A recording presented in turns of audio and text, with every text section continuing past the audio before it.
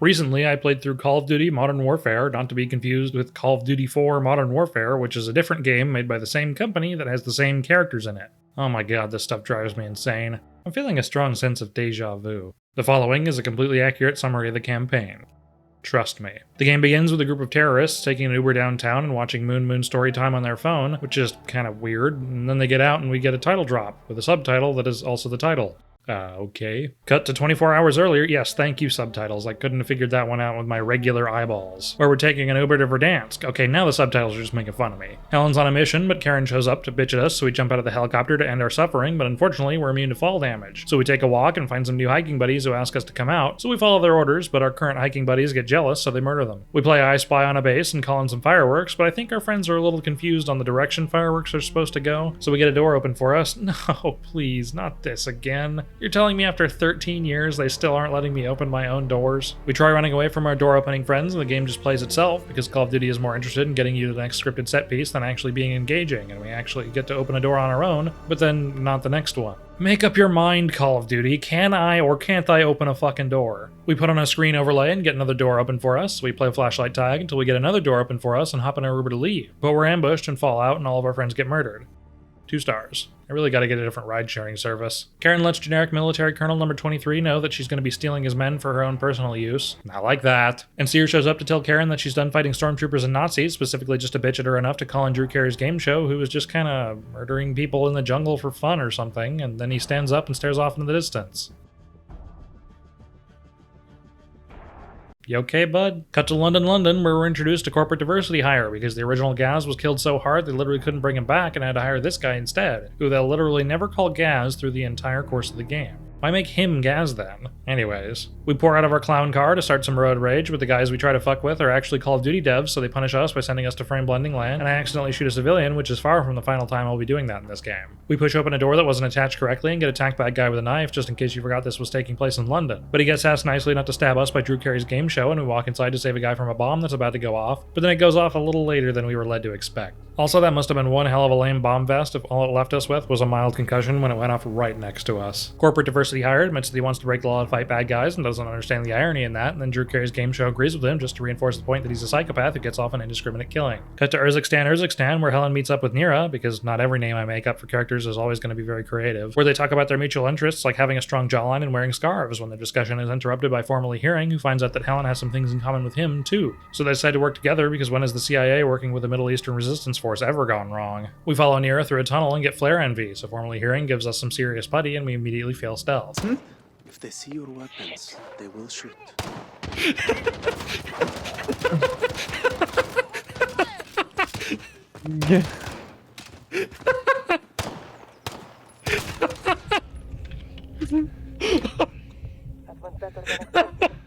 What the fuck? We make friends with a brick, but it's not a missive, but we can kill people with it, so that more than makes up for it, so we're going to carry it with us through the rest of the level. After breaking a TV, we make a silencer out of an oil filter that conveniently fits right on the end of our gun, and then Nira opens the door for us so we can witness some regular Russian military activities, and then ground some helicopters because they're really noisy and air traffic is bad for the environment. We break a TV and get impatient waiting for things to happen because I hate it when games want to determine the pace for me. So we break the TV a couple more times and deliver a present before breaking another TV and trying to play hide and seek with a brick, but they find us because dead people don't hold on to bricks, I guess. What the fuck? Oh, he's crazy. Lock this man up. Killed them all! Every single one of them! Nira lets us know that the guy we're going to visit is out getting ice cream, so we're going to have to go with plan B, having a drone race with our new friends. Unfortunately, we didn't win the race, but we did get to ground some more helicopters, so that's a win for the environment, I think. And we find out that we can fly more drones, so I spend the rest of this section doing that. After running out of drones, we slam our head into a door multiple times, which never unlocks it, but it does unlock the next plane of vision. That's why everything's fuzzy now, right? We play a point-and-click adventure game and cut to Drew Carey's game show and corporate diversity hire, where we get a door open for us and then invade someone's private domicile so we can harass them. It's so dark. If only there was something I could do to alleviate the darkness. Yo, sick gaming PC, dude. It's got G. Oh. Sounded like a metal song started playing. Can anybody see what's going on?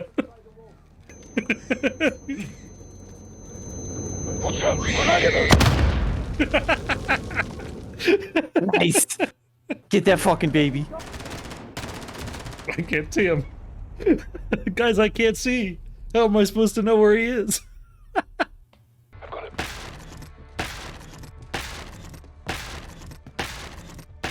Try and take him alive. Sure, I'll try. Sorry, I tried. And now we're back to Helen and Nira, who plan to go to the hospital because of bad gas, but the commute is killer and the hospital's full up on patients. So we help cure them of their lives. Hey, I got to open a door. Yay. So they're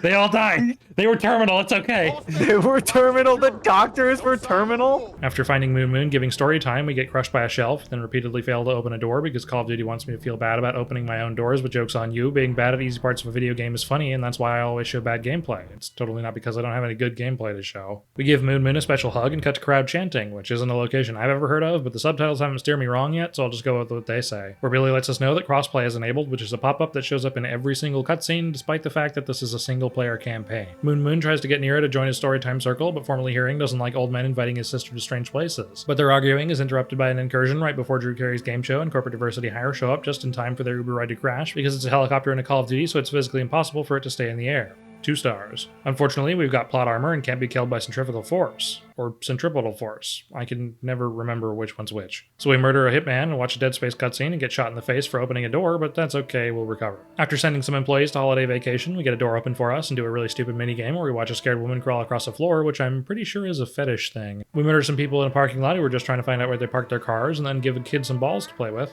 Oh my god, I just realized what I said. We murder some people in a parking lot who were just trying to find out where they parked their cars and then give some kids a ball to play with, and after meeting up with some more people, we also give them a ball to play with. And now it's time for the most excruciatingly boring section of this game, which is saying something, considering this entire game makes me want to read a math textbook for fun. We slam our head into a door because brain damage is a preferable alternative to playing a Call of Duty campaign, and then give formerly Hearing a buddy boost over the wall so he can open the door for us, since we're still not allowed to do that. After murdering some tailgaters, we find out that Moon Moon escaped, and then Nira fucking lies about a US war crime, which someone not only thought was an okay thing to write into the game, but it was also approved to be put into the game. Jesus Christ. And now it's time for the sniping level, because Call of Duty isn't already enough pointing and clicking, now you have to do it at a long distance without moving anywhere as well. After hearing a reference to Fruit Ninja, yes, I know that's a reference to the original Modern Warfare. Did I make your butthole pucker? Wait, no, not like that. We wait impatiently for things to happen and then blow some people up for trying to take a pee break in the middle of the road, and then also murder some commuters who are trying to take the bus because we're anti-public transportation. We play I Spy with some people trying to shoot fireworks in a burn ban area, and then get a phone call from Drew Carey's game show who says Moon Moon is on the way, but then the Russians show up, so formerly Hearing decides now is a good time for a war crime, so he gives us bad gas and we almost die. So he runs off because we're rightly upset about nearly dying. Cut to 20 years ago.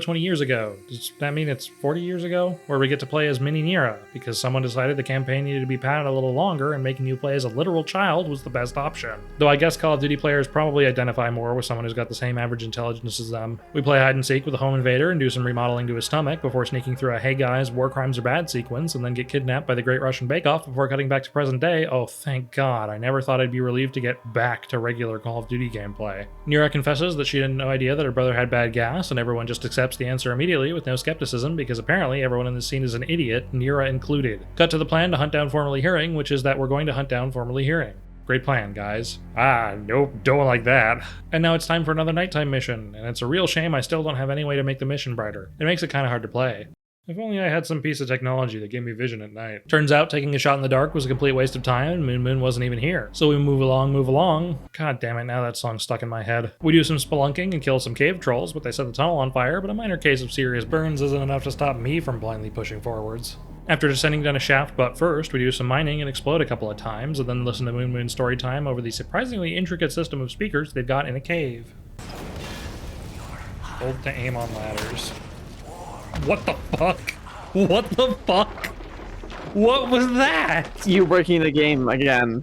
Did I? Was that my fault? I don't know. I think it was just, I don't think it was your fault, but it was just your presence. We play shoots and ladders and get miraculously saved by Nira at the last second, then follow our death and die because we failed a quick time event that the game didn't even have the courtesy to fucking display on the screen. We catch up to Moon Moon and turn him into Swiss cheese, but unfortunately it's spicy cheese, which means it's now time for the colorblind guy to do bomb defusal, and it goes about as well as you'd expect. Just don't pay attention to the fact that the game displays what color I'm hovered over. After loading Moon Moon's body into the Uber, corporate diversity hire congratulates us on being good at killing people. So we load up in the Uber, but we're double booked with someone else, so they make us sit on the outside of the helicopter all the way home. 2 stars. Turns out Nira's Middle Eastern Resistance Force is now on the list, a very spooky shopping list that's actually a ghost, and everyone's upset because they're scared of ghosts, which is why Call of Duty's Boba Fett stand-in isn't in this game. Helen announces he's going AWOL and no one tries to stop him because, reasons. And then we cut to 10 years ago, 10 years ago. Again, does this mean it's 20 years ago? We're playing as Nira again. Hooray. Okay, remember when I said that one section earlier was the most excruciatingly boring part of this game? I lied. I know, shocker that I tell you something that wasn't true. This is the real worst part of the game. Long-winded bullshit short, we quick time our way through some torture and then escape in time to meet babyface Drew Carey's game show. I do not like that. Drew Carey's game show has a really vague conversation with Karen, and then we cut to St. Petersburg, where we get to see our cousin. Look guys, here's another character from the original Modern Warfare. Woo, you can pick your jaws up off the floor now, guys. Anyways, now it's time to Benny Hill after Billy, because we immediately failed to blend in because Drew Carey's game show decided it would be a good idea to bring the black guy with him to act covert in Russia. And then this happens. Oh, stay on him. I'll circle around for intercept. Roger! Wasn't that guy wearing a mask? No, He wasn't? he was not. Oh, stay on him. I'll circle around for intercept. Roger! What the fuck? His face is just weirdly textured. What the fuck is wrong with him? Dude, he's like a vampire. Ah, I thought he was wearing a mask. Homie has the fucking same complexion as fucking Data from Star Trek. So, excuse me if I thought that guy was a bad guy, because he fucking looked like one. After ironically getting run over by an ambulance, our cousin commits a traffic violation, and we murder the rest of the commuters who are just trying to be good Samaritans and help the guy we ran over. Now it's time for the torture scene, which Call of Duty wants you to think is a deep and serious scene, except the torture still gets valuable intel, which means Call of Duty actually thinks that torture is a necessary means to an end, and still idolizes Price as a super badass and not an absolute fucking psychopath who brought a wife and child to coerce the Butcher into giving up intel. Gotta do whatever it takes to save the world, right guys? It'd be one thing if they vilified Price after this, or even Garrick, since you can also choose to carry out the torture scene in full if you want to. They even have this whole where do we draw the line bit, but then Garrick just agrees with Price that the ends justify the means, so they should just be allowed to do whatever fucked up shit they want to as long as they win. And now we're off to catch up with formerly Hearing, who's off on his own trying to stop the Great Russian Bake Off because he's not a main character, so that means he's not allowed to do whatever it takes to win, only we're allowed to do that. Also, this mission is at night, so you know what that means. We find formerly Hearing, who's snooping through the Great Russian Bake Off stuff to find out where he hides his fetish porn, and he lets us know that he found it. So we save him from a surprise helicopter attack, and then the action stuff starts happening because the game decided I'd spend enough time wandering around in the dark and decided to reward me with an unengaging set piece instead. After arresting formerly Hearing, Karen shows up to tell us that we're giving him to Russia for whatever reason, and then Drew Carey's game show makes another weird face. Ugh. And now we're off to do whatever it takes to win because we're allowed to do that. I still don't understand who's letting Drew Carey's game show just go wherever he wants. It's clearly not Karen, and Task Force 141 doesn't exist yet, so it's not like there's someone okaying these trips. Is everyone okay with him just disappearing to do off-the-books missions because they all see him as a badass good guy? Oh right, this is Call of Duty, of course that's the case. Cut to Georgia, Georgia, not to be confused with Georgia, where we point and click some enemies to death. It's all private It's like What? excuse me.